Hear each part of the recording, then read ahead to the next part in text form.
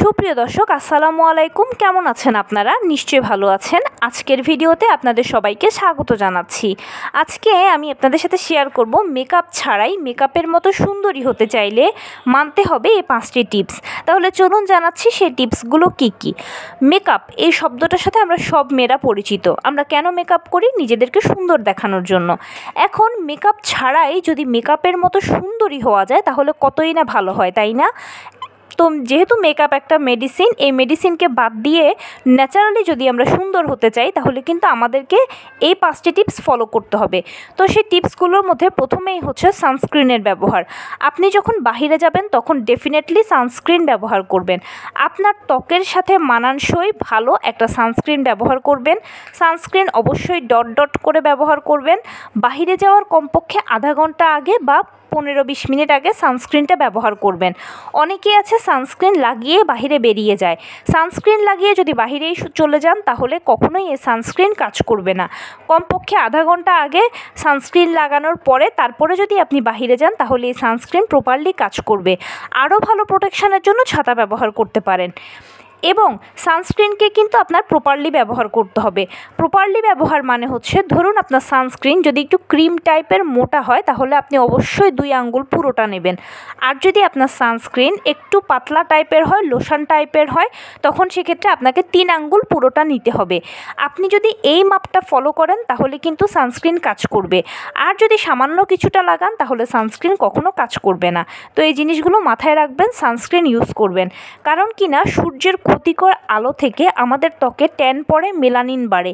আর এর ফলশ্রুতিতে কি হয়, আমাদের স্কিন কালো হয়ে যায়। অনেক ফর্সা মানুষও দেখবেন যে কালো হয়ে যায়। তাই সানস্ক্রিন ব্যবহার করা মাস্ট। দ্বিতীয় যে টিপসটা ফলো করবেন সেটা হচ্ছে সঠিক স্কিন কেয়ার। সঠিক স্কিন কেয়ার অবশ্যই আপনাকে একটা স্কিন কেয়ার রুটিন ফলো করতে হবে এবং সেটা সঠিক হতে হবে। সেই সঠিক স্কিন কেয়ার রুটিনটা এরকম হবে, আমি একটু শর্ট করে বলছি। প্রথমে ফেস ওয়াশটা ব্যবহার করবেন, দ্বিতীয় ধাপে গিয়ে আপনারা টোনার ব্যবহার করবেন, তৃতীয় ধাপে গিয়ে সিরাম ব্যবহার করবেন, আর চতুর্থ ধাপে গিয়ে ময়শ্চারাইজার ইউজ করবেন। অবশ্যই 4টে প্রোডাক্টই আপনার ত্বকের ধরন অনুযায়ী ব্যবহার করবেন। তৃতীয় যে টিপসটা মানবেন সেটা হচ্ছে প্রোডাক্টের ব্যবহার। আমরা প্রোডাক্টের যখন ব্যবহার করি তখন নিজেদের ত্বকের ধরন অনুযায়ী ব্যবহার না করে আরেকজনের থেকে শুনে, কোনো চমকপ্রদ বিজ্ঞাপন দেখে অথবা কোনো সাশ্রয়ী বিজ্ঞাপন দেখে বা সাশ্রয়ী রেট পেলে আমরা প্রোডাক্ট কিনি বা প্রোডাক্ট ব্যবহার করি। কিন্তু এটা কখনোই করা উচিত নয়। প্রোডাক্টের ব্যবহার করতে হবে আপনার ত্বকের ধরন অনুযায়ী। আমরা এক একজন মানুষ এক এক রকম, আমাদের এক একজনের ত্বকের ধরনও এক এক রকম। অয়েলি স্কিনের জন্য oily skin based product, dry স্কিনের জন্য dry skin based product, combination স্কিনের জন্য কম্বিনেশন স্কিন বেসড প্রোডাক্ট, আর সেনসিটিভ স্কিনের জন্য সেনসিটিভ স্কিন বেসড প্রোডাক্ট অবশ্যই আপনাকে চুজ করতে হবে। ড্রাই স্কিনের মানুষ যদি অয়েলি স্কিনের প্রোডাক্ট ব্যবহার করেন তাহলে উপকার তো হবে না, বরং হিতে বিপরীত হবে। ঠিক তেমনিভাবেই আপনাকে আপনার স্কিন টাইপ অনুযায়ী কিন্তু অবশ্যই প্রোডাক্ট নির্বাচন করতে হবে। আপনি যদি এটা না পারেন তাহলে একজন ভালো ডার্মাটোলজিস্টের কাছে যান প্লিজ, তিনি আপনাকে এ ব্যাপারে হেল্প করতে পারবেন। আর এছাড়া এখন কিন্তু বিভিন্ন ব্র্যান্ডগুলোর গায়েও লেখা থাকে যে কোন প্রোডাক্টটা কোন টাইপের স্কিনের মানুষরা ইউজ করতে পারবেন। তো সেই অনুযায়ী আপনারা চুজ করতে পারেন। এরপরে টিপস যেটা থাকবে সেটা হচ্ছে অ্যান্টিঅক্সিডেন্টযুক্ত খাবার খাওয়া। শুধুমাত্র বাহিরের থেকেই আমরা যদি স্কিন কেয়ার করি বা বাহিরের থেকেই যদি আমরা প্রোটেকশান দিই তাহলে হবে না। স্কিনকে প্রোটেকশান দিতে হবে ভেতর থেকে। মানে হচ্ছে আপনাকে আপনার ভেতর থেকেই কিন্তু অ্যান্টিঅক্সিডেন্ট তৈরি করতে হবে, রোগ প্রতিরোধ ক্ষমতা তৈরি করতে হবে এবং মেলানিন জিনিসটাকে স্টপ করতে হবে। তো এটার জন্য কি করবেন? এটার জন্য অবশ্যই আপনার খাদ্য তালিকায় মাছ, মাংস থাকবে, দুধ, ডিম থাকবে, হলুদ ফলমূল থাকবে, সবুজ শাকসবজি থাকবে, লাল জাতীয় খাবার, ওমেগা 3 ফ্যাটি অ্যাসিড সমৃদ্ধ খাবার মাস্ট। তার পাশাপাশি যেটা করতে হবে সেটা হচ্ছে অ্যান্টিঅক্সিডেন্টযুক্ত খাবার প্রচুর খাবেন। ভিটামিন সি এর উপরে জোর দেবেন। ভিটামিন সি আমাদের ত্বক ও চুলকে ভালো রাখতে সহায়তা করে। পর্যাপ্ত পরিমাণে পানি পান করবেন। পর্যাপ্ত পরিমাণে পানি যখন আপনারা পান করবেন তখন শরীর থেকে টক্সিকগুলো বের হয়ে যাবে এবং শরীর সুস্থ থাকবে।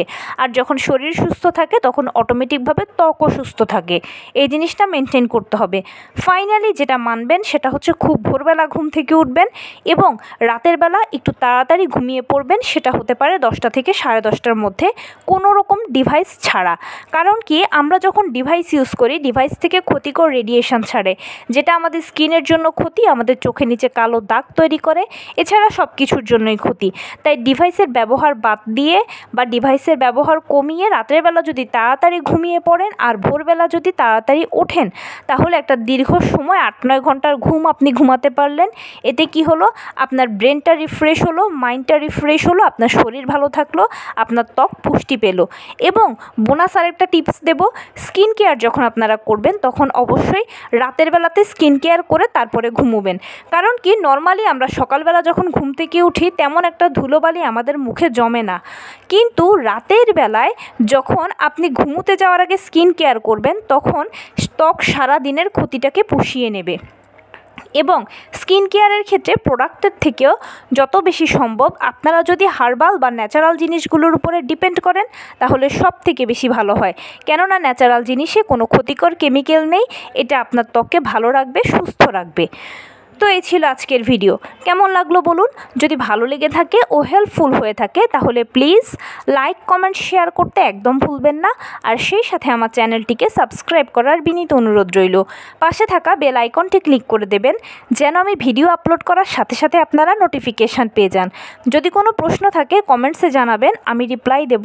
প্লাস যদি কোনো পরামর্শ থাকে যে কোন বিষয়ের উপরে ভিডিও বানালে আপনারা উপকৃত হবেন সেটাও জানাবেন, আমি আপনাদের পছন্দের সর্বোচ্চ প্রায়োরিটি দেব। ভালো থাকবেন, সুস্থ থাকবেন। আসসালামু আলাইকুম।